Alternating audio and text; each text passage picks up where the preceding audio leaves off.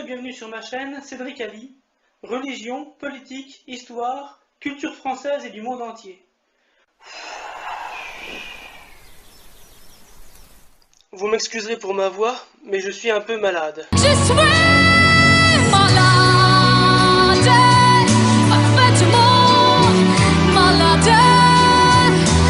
Revue de presse de l'UPR, semaine du 26 mars au 1er avril 2018. À la une cette semaine, scène incroyable au Parlement territorial de Corse. Alors que la langue corse est utilisée, tout d'abord à l'occasion d'une question orale, puis ensuite par le président de l'Assemblée Jean-Guy Talamoni, Pierre-Jean Luciani, s'en indigne à juste titre et pratique la politique du fauteuil tourné. À la suite de quoi, il est traité de tous les noms. Si rivolte, si rivela,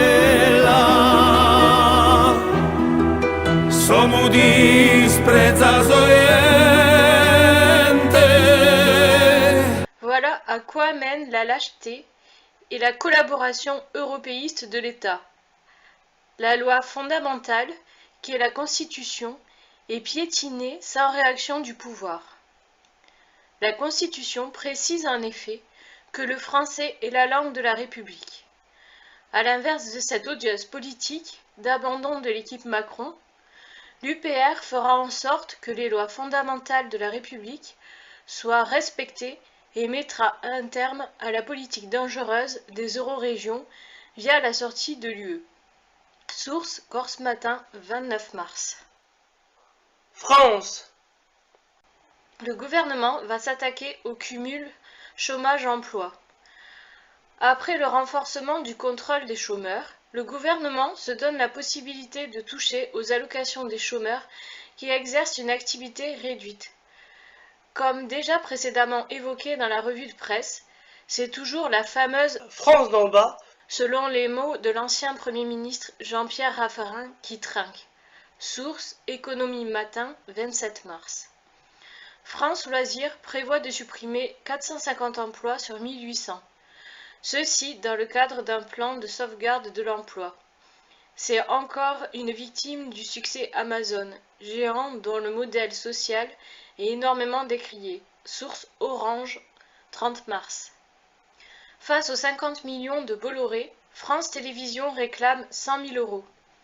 Bolloré, président de Canal+, n'a pas supporté que le magazine Complément d'enquête révèle des facettes peu glorieuses de son empire commercial et a attaqué France Télévisions en diffamation.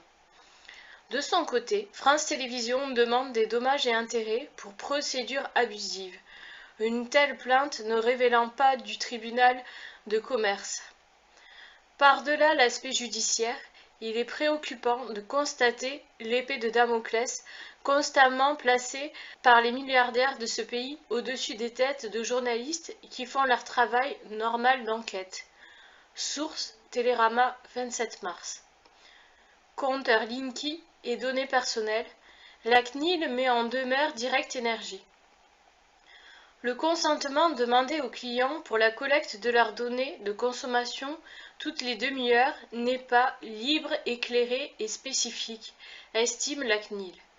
Bien que très décrié par une partie de la population, 7 millions de compteurs Linky ont déjà été installés et 35 millions doivent être déployés sur l'ensemble du territoire pour 2021. Source Sud-Ouest, 27 mars. Macron raillé pour sa tirade sur la démocratie système bottom-up.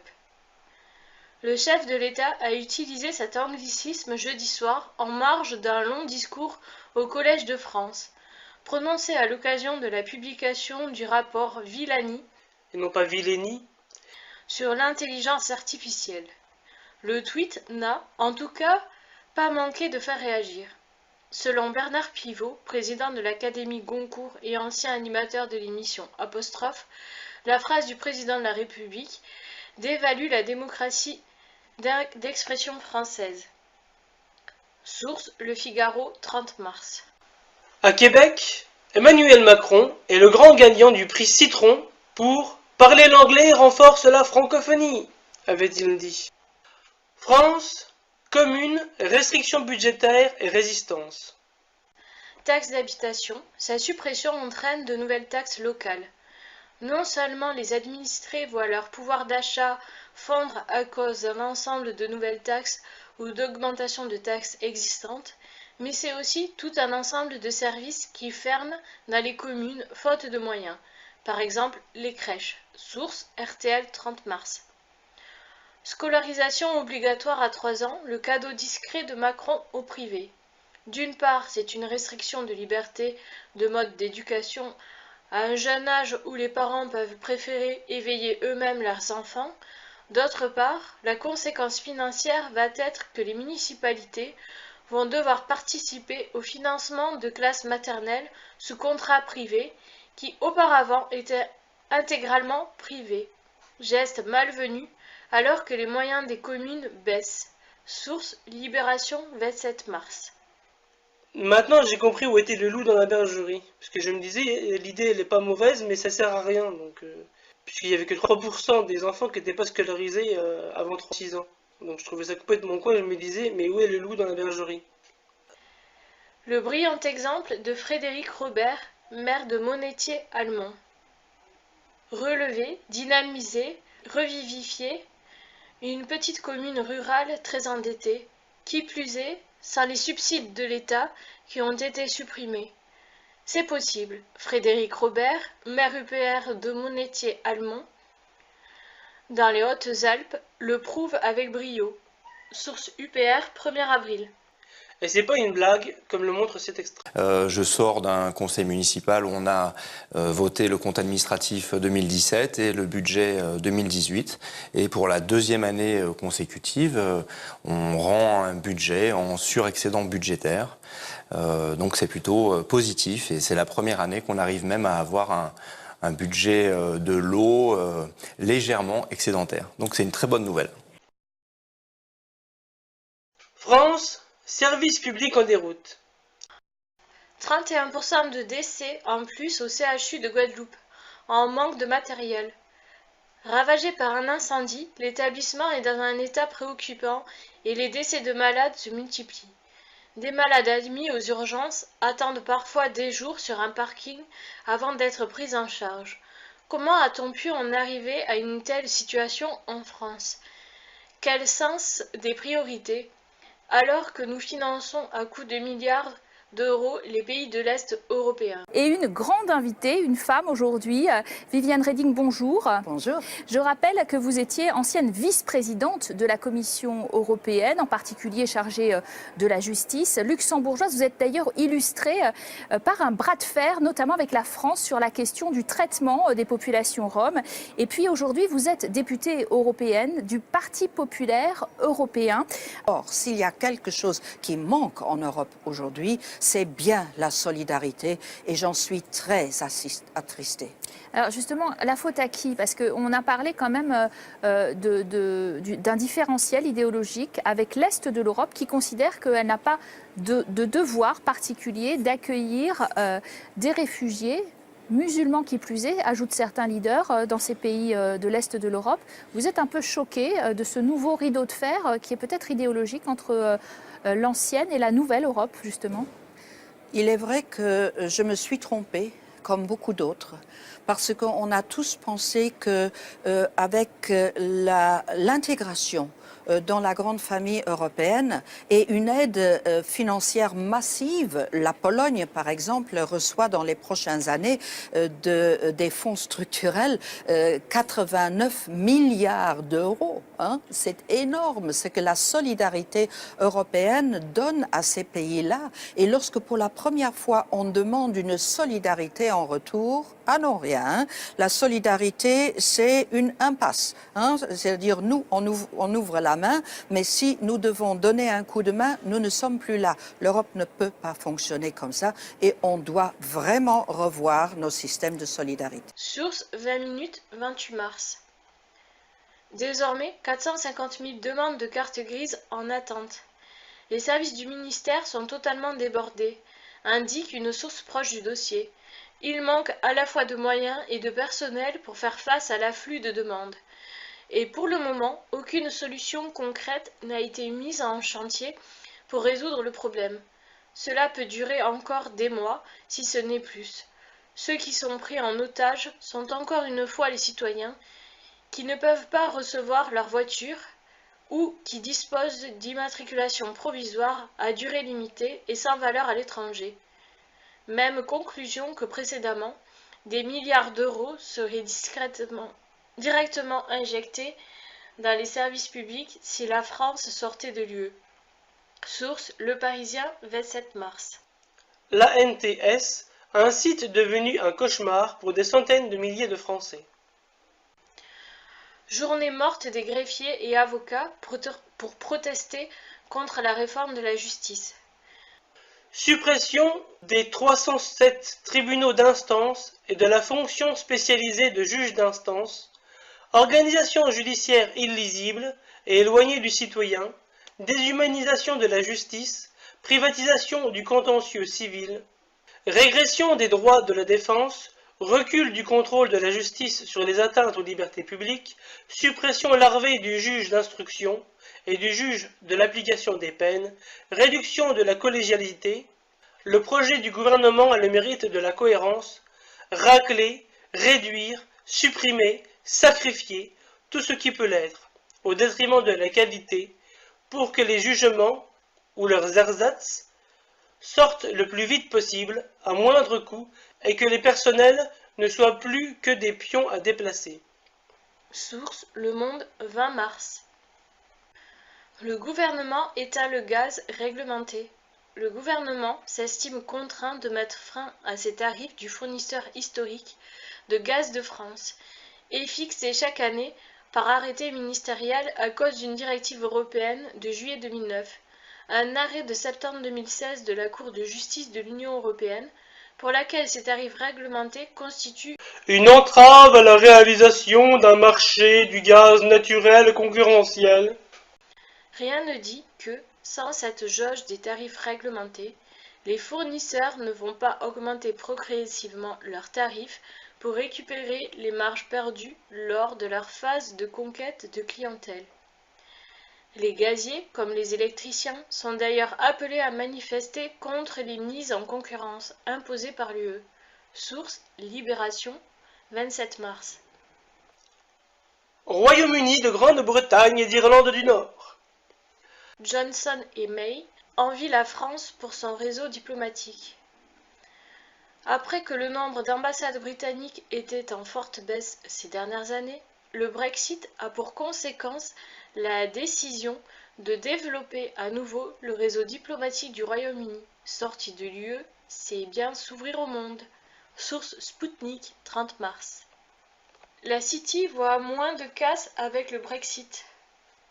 Le secteur financier estime que 5000 postes vont être redéployés hors de Grande-Bretagne ou créés à l'international d'ici à mars 2019, en raison du Brexit. C'est moitié moins que ce qu'ils anticipaient il y a 6 mois. Paris pourrait gagner 2280 postes. Source La Tribune de Genève, 28 mars. Le lanceur d'alerte de Cambridge Analytica dénonce le trucage du Brexit. Après avoir longuement accusé les Russes d'ingérence, c'est maintenant des manipulations sur Facebook qui seraient responsables. Quand le peuple vote mal, l'oligarchie et les médias qui les servent ne manquent pas d'imagination pour disqualifier le vote populaire. Dans tous les cas, si trucage il y a eu, pour pousser en direction du Brexit, on imagine aisément un trucage d'amplitude au minimum égal de la part des anti-Brexit, George Soros et autres. Source Euractiv, 29 mars. Union européenne. L'Allemagne donne le feu vert à tous les permis de construire du projet Nord Stream 2.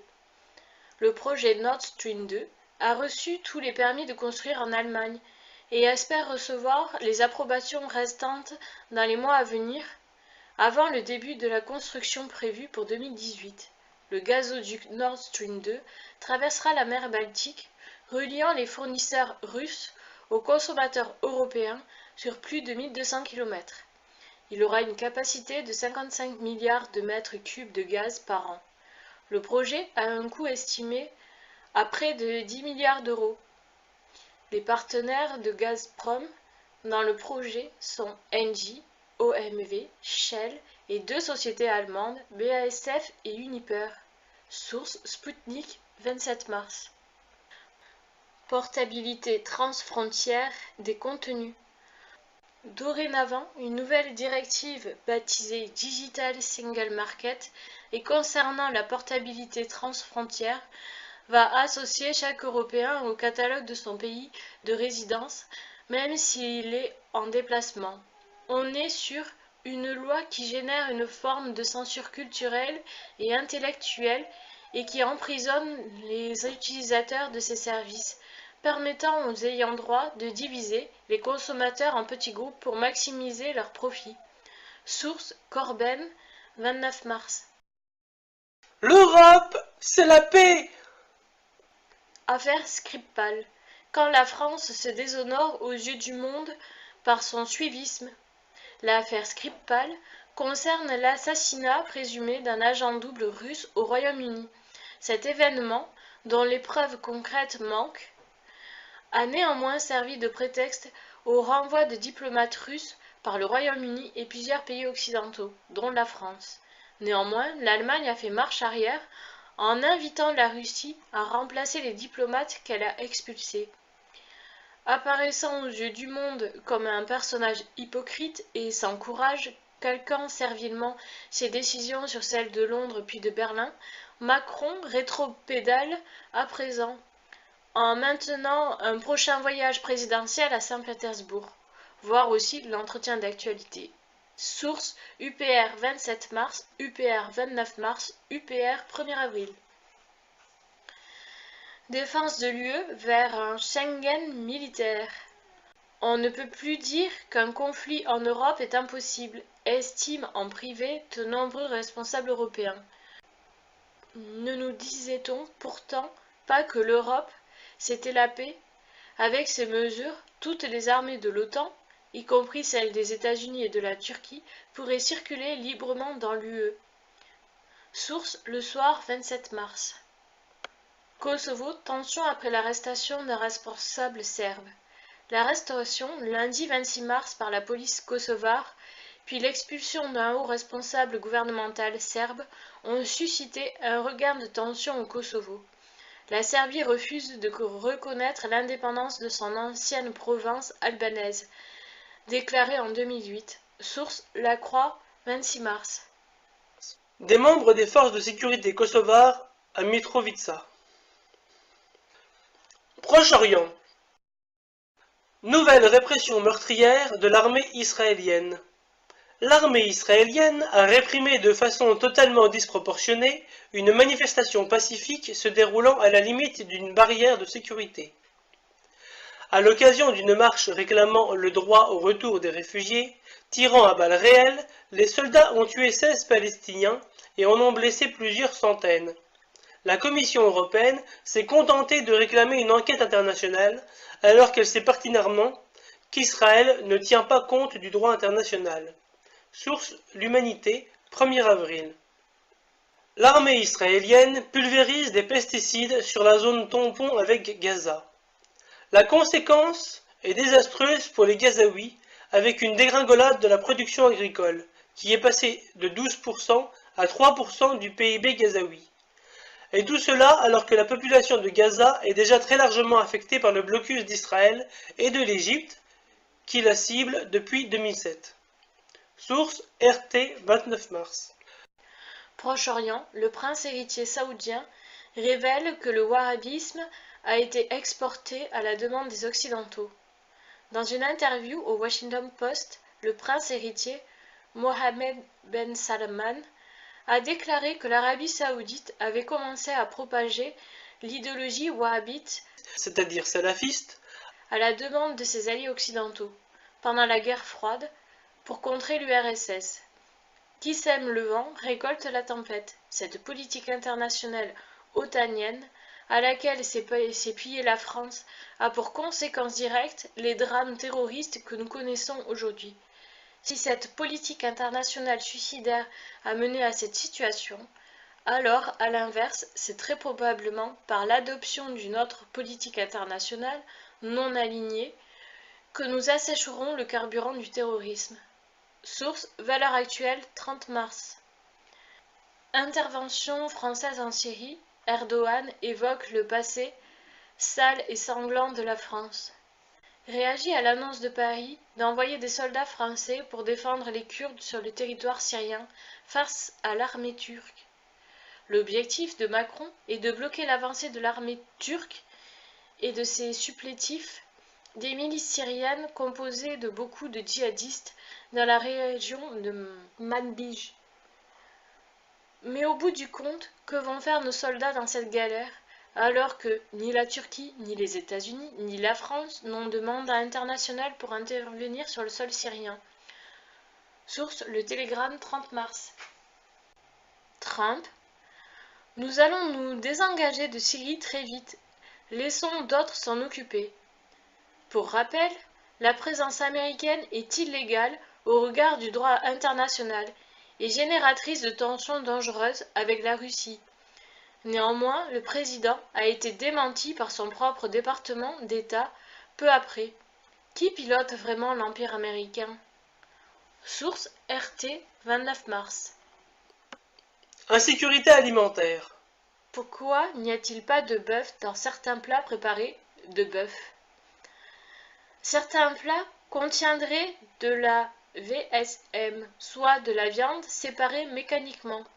Le processus qui vise à gratter les carcasses d'animaux est interdit pour le bœuf, parce que racler ainsi les os peut mener à des risques liés notamment à la maladie de la vache folle. Pourtant, certains n'hésitent pas à en utiliser. Si aucun ADN n'est trouvé durant les analyses, c'est parce que, pour éviter toute infection, la viande est nettoyée à l'acide, ce qui endommage la carte d'identité génétique de l'animal qui ne peut plus être identifié. Sous RTBF, 23 mars. Génial. Et bon appétit, bien sûr. Monsanto rachète Pairwise Plants, une entreprise d'édition génétique. L'édition génétique vise quant à elle à modifier l'ADN d'une espèce sans rien ajouter. On coupe, on enlève un gène défectueux, on modifie et on transforme. Mais on n'implante pas de gène en provenance d'une autre espèce. C'est une pratique mise en place depuis 2012-2013. Il est donc difficile de connaître sur le long terme les effets secondaires qu'elle pourrait engendrer sur les cultures et sur les humains qui consommeront les produits. Grâce à cette technologie rapide, précise et moins coûteuse que la recherche autour des OGM traditionnels, il y a fort à parier que Monsanto va pouvoir envahir rapidement le marché des produits agricoles modifiés. Source Conso Globe, 28 mars. La dégradation des terres a atteint un stade critique. La détérioration systématique des sols met en péril la sécurité alimentaire, le climat et la stabilité des sociétés. Nos terres représentent un bien commun extrêmement précieux et l'avenir de l'humanité dépend de leur protection. Source Le Monde, 26 mars. Insécurité numérique. Passage express du Cloud Act.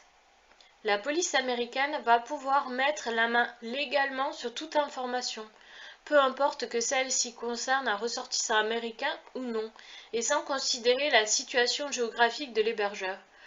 Ce texte, soutenu par de grosses sociétés comme Microsoft, Apple, Google et Facebook, pourrait ainsi leur permettre de ne plus multiplier les centres de données physiques. Le Cloud Act va permettre le libre-échange massif des données hébergées entre diverses agences gouvernementales. Le texte, qui est passé en silence, sans débat, est une nouvelle atteinte à la vie privée et est encore une fois l'affirmation d'une extraterritorialité violente du droit américain. Source Le comptoir du hardware, 26 mars. iPhone, le FBI réclame encore les backdoors légales. Washington réfléchit à nouveau au moyen légal de contraindre Apple et d'autres firmes d'intégrer des portes dérobées backdoors dans leurs smartphones et d'autres terminaux, et ce pour accéder aux données dans le cadre d'investigations. Silicon, 27 mars. Voyage, recherche, email supprimés. Un internaute a fouillé dans les données conservées par Google. Google conserve ainsi les lieux dans lesquels vous êtes allé, l'intégralité des sites que vous avez visités, vos centres d'intérêt, les vidéos que vous avez regardées, les événements auxquels vous avez assisté, tous les documents que vous avez stockés sur votre drive, même ceux que vous avez supprimés, et encore beaucoup d'autres choses. De nombreuses alternatives libres à Google existent. Il suffit de chercher si vous tenez à la protection de votre vie privée. Source France Info, 27 mars. Diverses. Entretien avec François Asselineau. Entretien d'actualité numéro 60. L'entretien d'actualité couvre des sujets complémentaires à la revue de presse. Manifestation du 22 mars, attentat dans l'Aude, marche blanche, Skripal, Mickey, Rat à Paris, Polynésie, appel à manifester le 1er mai, source UPR 1er avril. François Asselineau sur le média. François Asselineau a été interrogé par Alexis Poulain sur le média, un site d'information proche de la France insoumise. Source UPR 28 mars. Je n'habite pas sous un Tipeee, mais vous pouvez mettre un pouce bleu ou vous abonner. Salut! Et c'est fini. Et encore une fois, je m'excuse pour ma voix complètement déraillée, parce que je suis malade. Mais bon, il fallait bien que je fasse la revue de presse. Bonne semaine à vous, et ceux qui sont malades, soignez-vous. Monsanto Bayer est là pour vous soigner. Petit placement produit. Partira